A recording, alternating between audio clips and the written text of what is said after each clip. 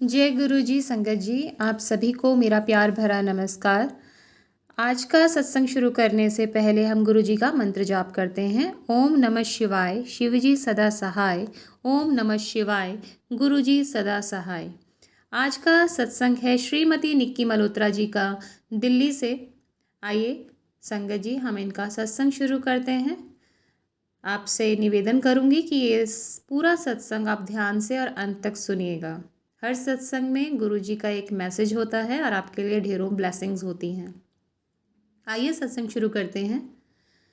मेरे जीवन में संसार का कोई अर्थ नहीं रह गया था।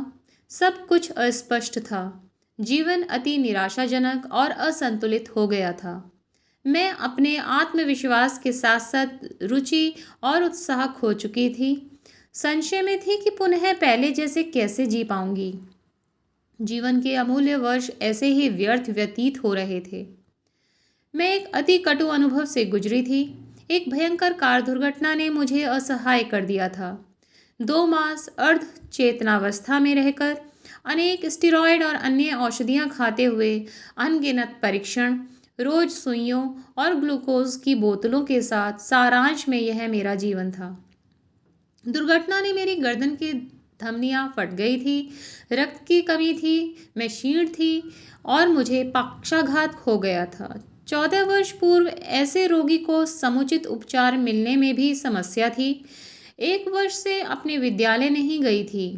मेरी सहेलियां मेरी दुर्दशा देखकर रो पड़ती थीं और मैं स्वयं शीशे में भय के कारण अपना क्षतिग्रस्त चेहरा नहीं देख सकती थी। जीवन के ऐसे कठोर समय से गुजरते हुए अचानक ही ईश्वर स्वरूप गुरुजी ने मेरे जीवन में प्रवेश कर उद्धार किया। उनकी कृपा प्राप्त कर मैं आनंद लोक में प्रवेश कर गई। मेरे समक्ष खड़े होकर खुली बाहों में उन्होंने मुझे संरक्षण दिया, मानो मुझे विपदाओं से बचा रहे हों। उस समय से अब तक वह मुझे सुमार्ग पर अग्रसर करते रहे हैं।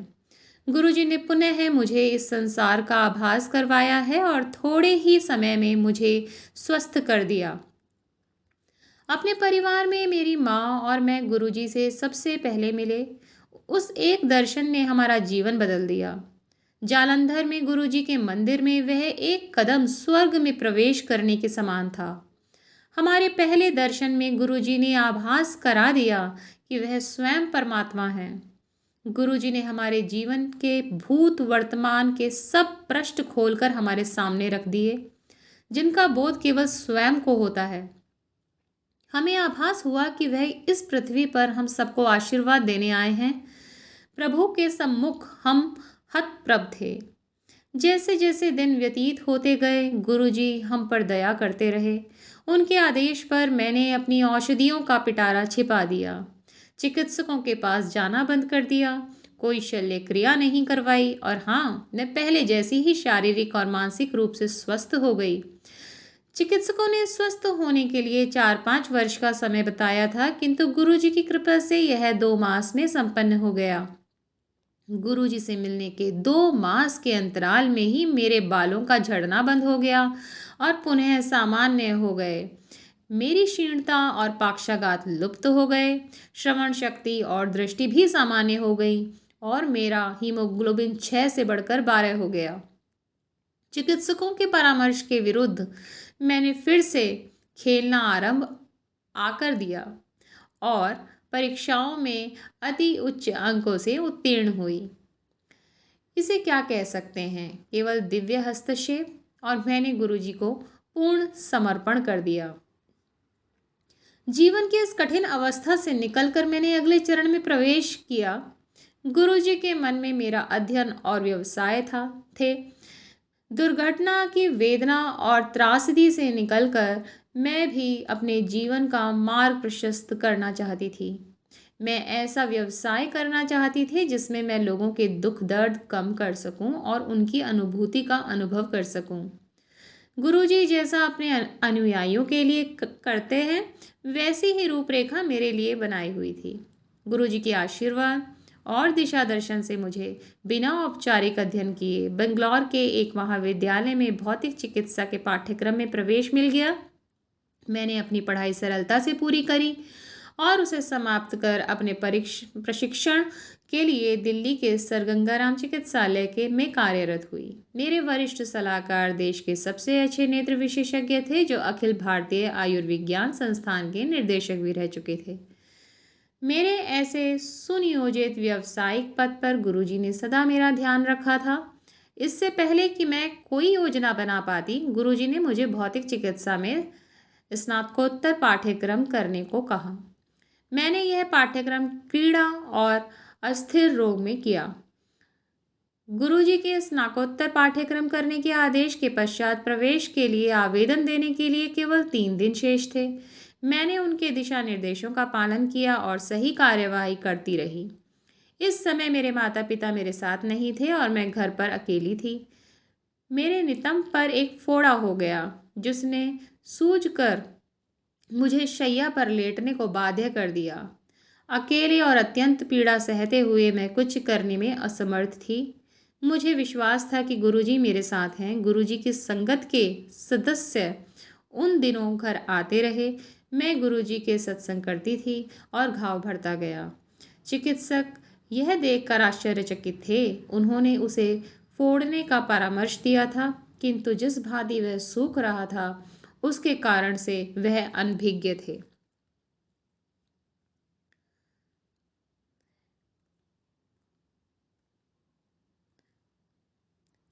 हम गुरुजी के दर्शन हेतु जालंधर जाते थे और रविवार की यात्रा को चलकर सोमवार को सुबह कार्यालय में पहुंच जाते थे।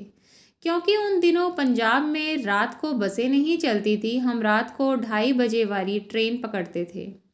एक दिन जब गुरुजी के दर्शन कर रहे थे, मेरे पिता को प्रातः 8:30 बजे अपने कार्यालय पहुंचना था, परंतु गुरुजी ने हमें अपने पास बिठाए रखा। ट्रेन का समय निकल चुका था।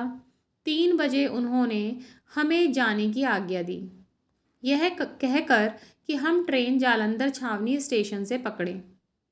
अगली ट्रेन 4:15 बजे थी, जो मेरे पिता के कार्यालय के पहुंचने के समय के बाद ही पहुंचाती। 3:15 बजे हम छावनी स्टेशन पहुंचे और मेरे पिता टहलते हुए पूछताछ कार्यालय पहुंचे, जो उस समय बंद होना चाहिए था, किंतु वह खुला हुआ था। उन्होंने जब 4:15 से पहले अंबाला की ओर जाने वाली किसी और ट्रेन के बारे में जानना चाहा, तो खिड़की पर बैठे हुए लिपिक ने उत्तर दिया कि एक विशेष ट्रेन सिग्नल होने की प्रतीक्षा कर रही है और वह अंबाला जाएगी। मेरे पिता ने हम सबको जल्दी से अंदर बुलाया और उसी समय उस ट्रेन ने भी प्लेटफॉर्म पर प्रवेश किया। हम शीघ्रता से ट्रेन में सवार हुए तो देखा कि डिब्बा बिल्कुल खाली था और संभवतः पूरी ट्रेन भी खाली ही थी। सुरक्षा के लिए हमने डिब्बे को बंद कर लिया। जब ट्रेन चली तो उसमें कुछ भी सामान्य नहीं था। जालंधर से अंबाला तक की यात्रा उसने इतनी तीव्र गति से पूर्ण करी मानो वह पटरी पर नहीं अपितु हवा में उड़ रही है। जब कुछ ही घंटों में हम अंबाला पहुंचे और मेरे पिता ने स्टेशन मास्टर से पूछा कि वह कहाँ जा रही है, तो उसे उसके बारे में कुछ भी ज्ञात नहीं था। कल्पना कीजिए कि एक स्टेशन मास्टर को अपने स्टेशन पर आई हुई ट्रेन के गंतव्य के बारे में कुछ पता ही ना हो। स्टेशन से बाहर निकलते ही हमें चंडीगढ़ की बस मिल गई और उससे हम 40 मिनट में ही वहाँ पहुँच गए। वहाँ पहुँचकर उसके चालक ने बस अड्डे ना जाकर यात्रियों को एक गोल चक्कर पर उतार दिया, पर किसी भी यात्री ने विरोध नहीं किया। बस के इस बदले हुए मार्ग से हमें पिता के कार्यालय के निकट ही उतरने का अवसर मिल गया। मेरे पिता ने चालक से विनती करी तो उसने 15 मिनट के बाद हमें चंडीगढ़ के द्वार पर उतारा। जब मेरे पिता ने मुख्यालय के वाहन विभाग को में फ़ोन किया तो वह सोच रहे थे कि वह अतिशीघ्र उनके चालक को ढूंढकर उसे भेज देंगे, जिससे उनके समय की बचत हो जाएगी, किंतु दूसरी ओर से फ़ोन उनके चालक ने ही उठाया। जैसे जैसे सब परिस्थितियां स्वतः ही ठीक होती गई और मेरे पिता अपने कार्यालय ठीक समय से पहुंच गए, हमने गुरुजी को धन्यवाद किया। अगले सप्ताह जब हम जालंधर पहुंचे तो गुरुजी ने मेरे पिता से पूछा कि उन्हें वह भूत ट्रेन कैसी लगी थी। तब हमें पता लगा कि यात्रा का समय इतना कम कैसे हुआ था। दिव्य हस्तक्षेप। गुरुजी महान है। संक्षेप में यह मेरे और मेरे परिवार के संस्मरण है, हमारी ओर से क्या आवश्यक था? केवल आस्था और समर्पण। क्या उसकी आशा करना बहुत अधिक है? गुरुजी हमारे सम्मुख हैं, वही परमात्मा हैं। समय रहते हम इस तथ्य से अवगत हो जाएं तो अच्छा रहेगा। हर मिनट, हर सेकंड चमत्कार से परिपूर्ण है। कहने को अभी भी बहुत कुछ शेष है। सबको आकर इस आनंद में संसार और प्रभु प्रेम को प्राप्त करना चाहिए। वह हम सबको बुला रहे हैं, हम किसकी प्रतीक्षा कर रहे हैं? जय गुरुजी, शुक्राना गुरुजी, अनंतम अनंतम शुक्राना गुरुजी, सबके कष्ट काटने का शुक्राना गुरुजी, अपनी संगतों का इतना ख्याल रखने का शुक्राना गुरुजी।